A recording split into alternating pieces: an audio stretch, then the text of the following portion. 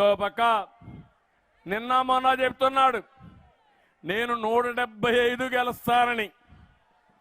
Why not 75 అంటూ 175 అంటూ నేను అంటున్నా, వై నాట్ పులివెందల?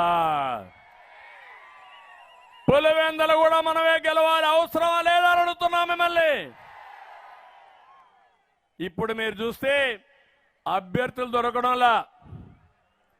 ఈ మధ్య సిద్ధం అన్నాడు, కానీ సిద్ధం అన్న ఈ వ్యక్తి సందిగ్ధంలో పడిపోయాడు. 115 గెలుస్తా అన్నాడు. బదిలీలే బదిలీలు, ఈ ఊర్లో చెత్త ఇంకొక ఊరికి బదిలీ, దానికి ఈయన సిద్ధం. అయితే 6 లిస్టులు ఇచ్చాడు, 85 మందిని మార్చాడు. కొంతమంది ఈయన ఆదేశాలు ఇస్తే ఆ ఆదేశాలను చెత్తబుట్లో బారేశారు. నువ్వెవడు మాకు ఆదేశాలు ఇవ్వడానికి, నీ ఆదేశాలు పట్టించుకోమని. కొంతమంది రాజీనామాలు చేశారు, కొంతమంది పారిపోయారు.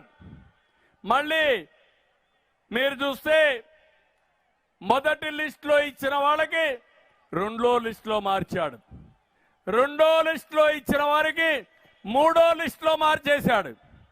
అంటే ట్రాన్స్ఫర్లు, రీట్రాన్స్ఫర్లు, తర్వాత అగైన్ ట్రాన్స్ఫర్లు, అన్ని పిచ్చి రాజకీయాలు చేస్తున్నాడు తప్ప ఎక్కడ రాజకీయం అంటే ఏబిసిడీలు ఓనమాలు తెలియని పిచ్చి వ్యక్తి ఈ జగన్మోహన్ రెడ్డి.